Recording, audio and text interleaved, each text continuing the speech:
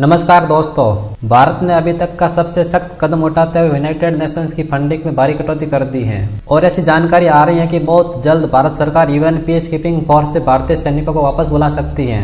वहीं भारतीय राष्ट्रीय सुरक्षा प्रतिष्ठान के एक वरिष्ठ सदस्य ने भी भारत से विश्व स्तर पर शांति मिशनों से हटने का आह्वान किया है, क्योंकि भारत सरकार लगातार संयुक्त राष्ट्र सुरक्षा परिषद में स्थायी सदस्यता के लिए जोर दे रही है, लेकिन इसकी कान में जूं तक नहीं रेंग रहा है। Global software as a service की दिग्गज कंपनी जोआ कॉर्पोरेशन के मुख्य कार्यकारी अधिकारी श्रीधर वेम्बू ने 15 फरवरी को ट्वीट किया कि संयुक्त राष्ट्र की फंडिंग को कम करने का भारत का कदम एक स्वागत योग्य कदम है और उन्होंने भारत से संयुक्त राष्ट्र शांति स्थापना मिशन का हिस्सा न बनने का आह्वान किया। उन्होंने यह भी कहा कि जब संयुक्त राष्ट्र की शक्तियां दुनिया की सबसे ज्यादा आबादी वाले देशों को मान्यता नहीं देती है तो भारतीयों को इस निकाय के साथ अपना समय और पैसा बर्बाद नहीं करना चाहिए। संसद में पेश किए गए 2024 और 25 के अंतरिम बजट में भारत की वित्त मंत्री निर्मला सीतारमण ने 2023 और 24 के संशोधित अनुमान की तुलना में संयुक्त राष्ट्र सहित अलग अलग अंतर्राष्ट्रीय निकायों के लिए फंडिंग में 35.16% की कटौती का प्रस्ताव रखा है। 2024-25 के लिए अंतरिम बजट में बिम्स्टेक, सार्क और संयुक्त राष्ट्र सहित अंतर्राष्ट्रीय निकायों पर खर्च करने के लिए विदेश मंत्रालय के लिए 558 करोड़ रुपए का अनुमान लगाया गया था, जबकि 2023-24 में संशोधित अनुमान में वित्त मंत्रालय ने वैश्विक संस्थानों के योगदान के लिए 866 करोड़ रुपए प्रदान किए थे।